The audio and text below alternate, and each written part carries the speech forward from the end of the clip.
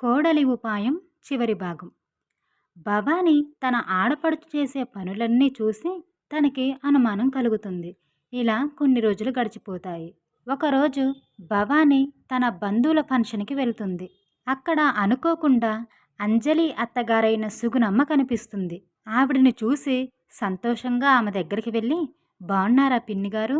చాలా రోజులవుతుందండి మిమ్మల్ని చూసి అని అంటుంది. భవానీని చూసిన సుగుణమ్మ ఏం మాట్లాడకుండా అక్కడి నుంచి కోపంగా ముఖం తిప్పుకొని వెళ్ళిపోతుంది. అప్పుడు భవానీ తనలో తాను, ఏంటి పిన్నిగారు ఏం మాట్లాడట్లేదు, నేను మాట్లాడుతుంటే మొహం తిప్పుకొని వెళ్ళిపోతున్నారు అని అనుకొని సుగుణమ్మ వెనకే వెళ్ళి, పిన్నిగారు ఏమైందండి, నేను మాట్లాడుతుంటే అలా మాట్లాడకుండా వెళ్ళిపోతున్నారు? నేను మీ కోడలైన అంజలి వదినను. ఎప్పుడో పెళ్ళప్పుడు ఒకసారి మీరు నన్ను చూశారు. బహుశా మీరు నన్ను గుర్తుపట్టినట్టు లేరు అని అంటుంది. అప్పుడు సుగుణమ్మ, గుర్తుపట్టకనే అమ్మా, బాగానే గుర్తున్నావు అని దెప్పు పొడుస్తూ మాట్లాడుతుంది. అయ్యో పిన్నిగారు ఏంటి అలా మాట్లాడుతున్నారు? మీ మాటల్లో ఏదో తేడా కనిపిస్తుంది. మీరెందుకు అలా మాట్లాడుతున్నారో నాకు అర్థం కావట్లేదు అని భవాని అనేసరికి, ఇందులో అర్థం కావడానికి ఏముందమ్మా, నేనెందుకు ఇలా మాట్లాడుతున్నానో నీకు తెలీదా? మీలాగా మేము చెప్పేదొకటి చేసేదొకటి చెయ్యము. ఏదైనా ఉంటే ముక్కుసూటిగానే చెప్తాము అని అర్థమయ్యి కానట్టుగా మాట్లాడి సుగుణమ్మ అక్కడి నుంచి బస్సులో ఇంటికెళ్ళిపోతుంది. ఇక భవానీ తన మనసులో ఏదో పొరపాటు జరిగినట్టుంది, అందుకే పిన్నిగారు ఇలా మాట్లాడుతున్నారు.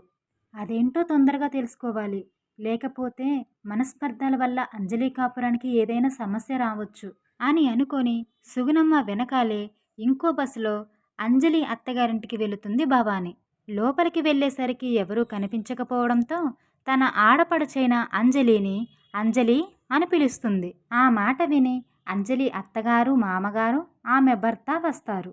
ఇక భవానీని చూసిన అంజలి అత్తగారు కోపంతో, ఏంటి ఇక్కడికొచ్చావు, నీతో అక్కడ మాట్లాడటం ఇష్టం లేకనే ఫంక్షన్ మధ్యలో వచ్చాను అని అంటుంది.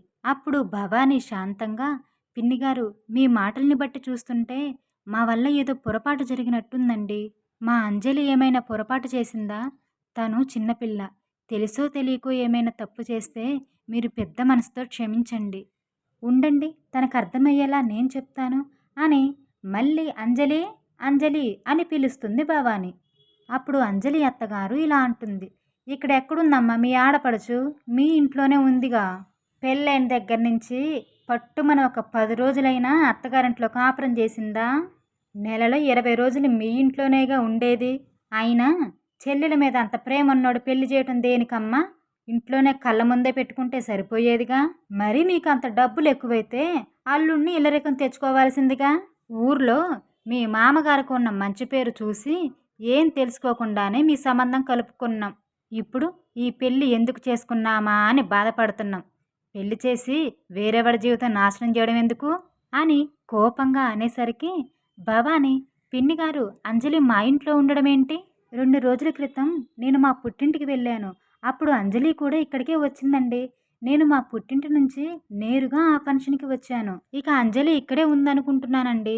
మళ్ళీ వెంటనే మా ఇంటికి వచ్చిన సంగతి నాకు తెలీదు. అసలేం జరిగింది పిన్నిగారు, దయచేసి చెప్పండి అని అడుగుతుంది. అప్పుడు సుగుణమ్మ, ఏం జరిగిందా, ఏమని చెప్పాలి నీకు? అప్పుడు మీరు పెళ్ళప్పుడు ఏమని చెప్పారు? మేము కట్నం ఎక్కువ ఇచ్చుకోలేము, మా స్తోమతకి తగ్గట్టే ఇచ్చుకుంటాము అని అన్నారు. అదే ఇచ్చారు. ఇప్పుడేమో ప్రతిసారి చెల్లెల్ని ఇంటికి పిలిపించుకొని ఖరీదైన వస్తువులను కొనిపించి తన దగ్గర మమ్మల్ని చులకన చేస్తున్నారు. ఇక చీటికి మాటికి మా అన్నయ్య అది కొనిచ్చాడు, మా అన్నయ్య ఇది కొనిచ్చాడు, మీరు ఉన్నారు దేనికి, కోడలికి కనీసం ఒక నగైనా కొనిపించలేదు అని అక్కడి నుంచి వచ్చిన ప్రతిసారి సూటిపోటి మాటలతో మమ్మల్ని దెప్పి పొడుస్తూ ప్రతిసారి మమ్మల్ని చిత్రహింసలు పెడుతుందమ్మా. అసలు ఇదేమైనా మీకు పద్ధతేనా? మమ్మల్ని అవమానించాలనే కదా మీ ఉద్దేశం? మా కుటుంబం గురించి మీకు ముందే చెప్పాం కదా. మాకు కావాల్సింది ఉన్న దాంట్లో సర్దుకుపోయి భర్తని మంచిగా చూసుకొని మమ్మల్ని చక్కగా చూసుకొని ఇంటిని చక్కబెట్టుకునే కోడలు కావాలమ్మా. ఇలా ఖరీదైన ఆశలు కోరికలు, పెద్దల్ని గౌరవించకపోవడం, ఇలాంటి కోడలు మాకేం వద్దులే అమ్మా అని అంటుంది. అప్పుడు అంజలి భర్త, అవునండి, భర్త అనే గౌరవమే లేదు తనకి. ఎంత మాటొస్తే అంత మాట అనేస్తుంది. బంగారం, ఖరీదైన వస్తువులు కొనిపించేవాడే నిజమైన భర్త. నువ్వసలు మొగుడివేనా అని నోటికి వచ్చినట్టు మాట్లాడుతుంది. దానికి కారణం తను ఏదడిగితే అది మీరు ఖరీదైన వస్తువులు కొనిపించడం వల్లనే. మీరు కొనిపించే వస్తువుల వల్లే మేము చులకనైపోతున్నాం అనంటాడు. అప్పుడు అంజలి మామగారు, చూడమ్మా భవానీ, మేము మంచి మర్యాదకి విలువనిచ్చేవాళ్ళం. ఆత్మాభిమానం గలవాళ్ళం. మా ఇంటికి సరిపడే కోడలు కాదు మీ ఆడపడుచు అనంటాడు. ఇక అప్పుడు భవానీకి విషయమంతా స్పష్టంగా అర్థమవుతుంది. అప్పుడు బాబాయ్ గారు, మీరందరూ చెప్పడం వల్లనే ఇక్కడ జరుగుతున్నదేంటో నాకు అర్థమైంది. అంతేకాదు, మీకు తెలియని ఇంకొక విషయం ఏంటంటే, ఆ ఖరీదైన వస్తువులన్నీ మీరడిగారని చెప్పి మీ మీదున్న గౌరవంతోనే మాకు ఆ స్తోమత లేకపోయినా సరే ఎన్నో ఇబ్బందులు పడి అప్పు చేసి మరీ నేను నా భర్త వాటిని ఇచ్చామే తప్ప మిమ్మల్ని చులకన చేద్దామని కాదు అని భవాని తనకి అర్థమైనదంతా అంజలి గురించి పూసగుచ్చినట్టు వాళ్ళకి వివరిస్తుంది. అదంతా విన్నాక వాళ్ళు ఆశ్చర్యపోతారు.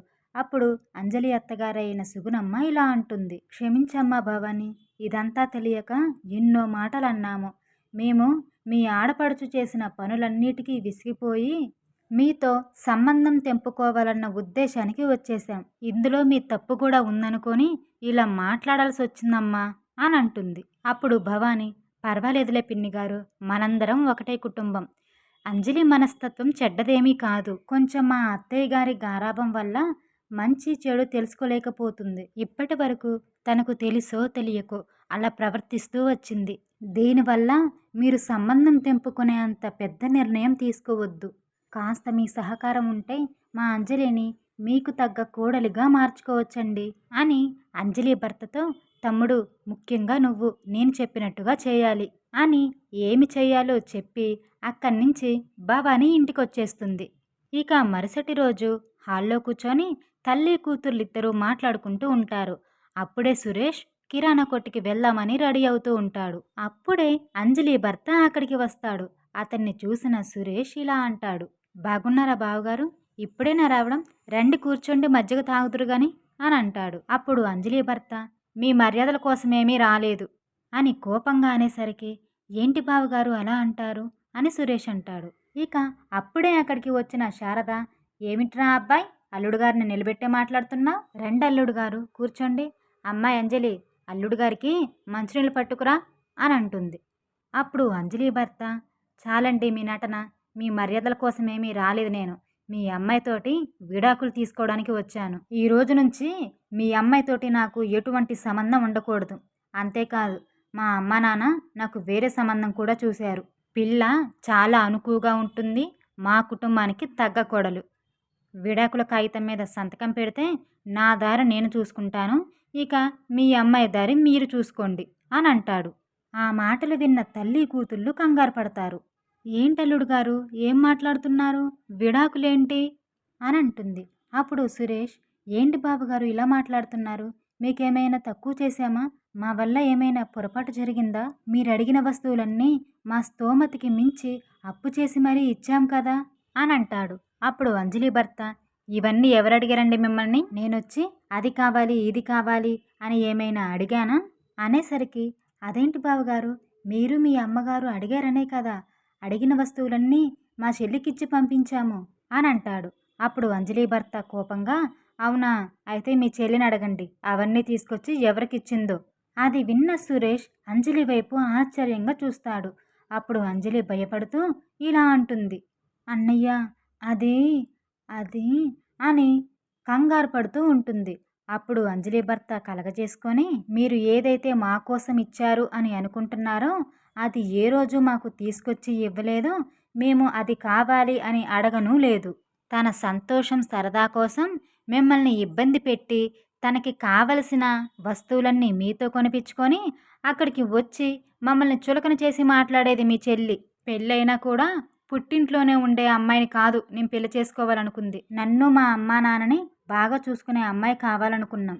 కానీ ఈ లక్షణాలేవి మీ చెల్లిలో మాకు కనిపించలేదు అని కోపంగా అనేసరికి అది విన్న సురేష్ అంజలితో బాధగా ఇలా అంటాడు, ఏంటమ్మ సిరి ఇలా చేశావు? నాన్నలేని లోటు నీకు తెలియాలని మా సంతోషాలన్నీ త్యాగం చేసి మరి నువ్వడిగిందల్లా చేశాను. కానీ నువ్వు నా ప్రేమను అర్థం చేసుకోలేకపోయావు. ఎందుకిలా చేశావు? అని అన్నయ్య అలా అడిగేసరికి అంజలికి ఏం మాట్లాడాలో అర్థం కాక సిగ్గుతో తలంచుకుంటుంది. అప్పుడు సురేష్ తన బావగారి చేతులు పట్టుకొని, బావగారు, నా చెల్లి తరపున నేను క్షమాపణ అడుగుతున్నాను. మళ్ళీ ఇలాంటి పొరపాటు జరగకుండా చూసే బాధ్యత నాది. దయచేసి మీరంత పెద్ద నిర్ణయం తీసుకోవద్దు. నా చెల్లెలి జీవితం పాడవుతుంది అని సురేష్ బ్రతిమలాడతాడు. అప్పుడు శారద కలగజేసుకొని, నాయనా, క్షమించమని అడగాల్సింది నువ్వు కాదురా, నేనడగాలి. ఎందుకంటే తప్పంతా నాది. సొంత అన్నగా నీ బాధ్యత నువ్వు నెరవేర్చావు. నా కూతురొక్కతే సంతోషంగా ఉండాలన్న స్వార్థంతో, తన మీద ఎక్కువ ప్రేమతో దాని జీవితాన్ని ఈ స్థితికి తీసుకొచ్చాను. ఏనాడు కూడా నిన్ను నా కన్న కొడుగ్గా చూడలేదురా. నీ నిజమైన ప్రేమని నేను అర్థం చేసుకోలేకపోయానురా. నన్ను క్షమించు. అల్లుడు గారు, మీరు పెద్ద మనసు చేసుకొని నన్ను క్షమించాలి. ఇదంతా నా వల్లే జరిగింది. ఇక నుంచి ఇలాంటి పొరపాటు ఏమీ జరగకుండా చూసుకుంటాను. దయచేసి నా కూతురు జీవితం నాశనం చేయొద్దు అల్లుడు గారు అని కాళ్ళ మీద పడబోతూ ఉంటుంది. అప్పుడు అంజలి భర్త ఆమెని లేవదీసి, అత్తయ్య గారు, మీరు పెద్దవారు, మీరు అలా మాట్లాడకండి. మీరెవ్వరూ కంగారు పడకండి. ఎందుకంటే నేను భవానక్క కలిసి ఆడిన నాటకమిది. ఎలాగైనా అంజలి తన తప్పు తాను తెలుసుకోవాలని ఇదంతా చేశాము. మేమంతా అంజలి ప్రవర్తనకి విసిగిపోయి మీతో సంబంధం తెంపుకోవాలనే నిర్ణయానికి వచ్చాము. కానీ అప్పుడే భవానక్క వచ్చి జరిగిందంతా చెప్పి ఇలా నాటకం ఆడమని చెప్పింది. ఈ భవానక్కి తన ఆడపడుచు జీవితం బాగుపడాలని మమ్మల్ని ప్రాధేయపడి మరి ఈ నాటకానికి ఒప్పించింది. అదంతా విన్న అంజలి కన్నీళ్లతో అన్నా వదిన కాళ్ళ మీద పడి క్షమించమని అడుగుతుంది. పక్కనే ఉన్న భర్త కాళ్ళ మీద పడి కూడా అడుగుతుంది. అప్పుడు భవాని ఇలా అంటుంది, అమ్మ అంజలి, ఆడపిల్ల పుట్టింట్లో అయినా మెట్టింట్లో అయినా సర్దికిపోయి బతకడం తెలియాలమ్మా. మనకి ఉన్న దాంట్లో తృప్తిగా బ్రతకడం నేర్చుకోవాలి. అప్పుడే జీవితం బాగుంటుంది. లేని దానికోసం ఆశపడొద్దు అని అంటుంది. ఇక ఆ మాటలు విన్న శారద, అమ్మా కోడల, నీకు చేతులెత్తి మొక్కాలి. తల్లిగా నేను చేయాల్సిన పని ఈ ఇంటి కోడలిగా, దాని వదినగా నువ్వు చేశావు. ఏనాడు కూడా నిన్ను నా కోడలుగా చూసుకోలేదమ్మా. నువ్వు అదేమీ చూడకుండా నా కూతురి జీవితాన్ని నిలబెట్టాలని చూశావు. ఇప్పుడు నాకు బుద్ధొచ్చింది తల్లి, నన్ను కూడా క్షమించమ్మా అని అంటుంది. అప్పుడు అంజలి, అన్నయ్య, నా కోసం నువ్వు ఎన్నో అప్పులు చేశావు. ఈ నగలు నాకేమొద్దు, తిరిగి నువ్వే తీసుకో. మీ అందరి ప్రేమ ఎప్పుడు నా మీద ఇలాగే ఉంటే చాలు అని తన మెడలో ఉన్న నగలు తీసియబోతుంటే సురేష్ ఇలా అంటాడు, అమ్మా అంజలి, పుట్టింటి వాళ్ళు ఎవరైనా సరే ఉన్నంతలో తన ఆడపిల్లకి పెట్టాలనుకుంటారు. తనెక్కడున్నా సంతోషంగా ఉండాలనే కోరుకుంటారు. అది మా బాధ్యత. నీకిచ్చినవి నువ్వు తిరిగి మాకివ్వాల్సిన అవసరమేమీ లేదు. నీ దగ్గరే ఉంచుకో. నువ్వు పరిస్థితుల్ని అర్థం చేసుకున్నావు. మాకు అదే చాలు. నువ్వు వీటి గురించి ఏమీ ఆలోచించకు. ఇదంతా నేను చూసుకుంటాను అని చెల్లె చేతిని తీసి తన బావగారి చేతిలో పెట్టి ఇలా అంటాడు, బావగారు, త్వరలోనే మాకు మేనల్లున్నో మేనకోడలనో ఇవ్వాలి అని అనేసరికి అందరూ నవ్వుకుంటారు. కథ సమాప్తం. స్టోరీ నచ్చితే లైక్ చేయండి. ఎలా ఉందో కామెంట్లో చెప్పండి. ఇంకా ఇలాంటి మరిన్ని మోరల్ స్టోరీస్ కోసం మా ఛానల్ని సబ్స్క్రైబ్ చేయండి.